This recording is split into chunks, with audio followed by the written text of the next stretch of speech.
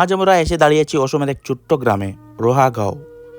চারপাশে সোনালী কর, খোলা আকাশ, আর এই মাটির বুক ছিঁড়ে দাঁড়িয়ে আছে একটি বেলাঘর।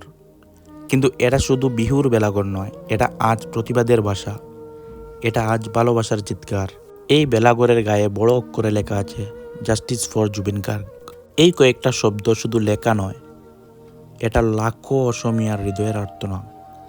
জুবিন গার্গ, যার গানে আমরা হাসতে শিখেছি, কাঁদতে শিখেছি, আর অসমকে ভালোবাসতে শিখেছি, তিনি শুধু একজন গায়ক নন, তিনি আমাদের আত্মার কণ্ঠস্বর।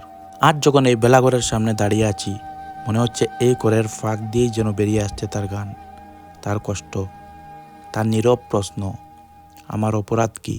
জাস্টিস ফর জুবিন গার্গ, এই শব্দটা যেন বলছে অসম অন্যায় সহ্য করে না, অসম তার শিল্পীর অপমান মেনে নেয় না। বিহুর সময় যেমন বেলাঘর বানিয়ে আমরা আনন্দ ভাগ করে নিই, ঠিক তেমনি আজ এই বেলাঘর বানিয়ে আমরা একসাথে দাঁড়িয়েছি ন্যায়ের পক্ষে, সত্যের পক্ষে, আর জুবিনদার পক্ষে। রোহাগাঁও আজ প্রমাণ করে দিল, গ্রাম ছোট হতে পারে, কিন্তু প্রতিবাদের কণ্ঠ খুব বড় হয়। রোহাগাঁওয়ের এই বেলাঘর আজ মাথা উঁচু করে বলছে, আমরা গর্বিত, গর্বিত আমাদের সংস্কৃতিতে, গর্বিত আমাদের বিহুতে, আর গর্বিত জুবিন গার্গের মতো এক অমূল্য রত্নে। ধন্যবাদ রোহাগাঁও, ধন্যবাদ অসম, আর অসংখ্য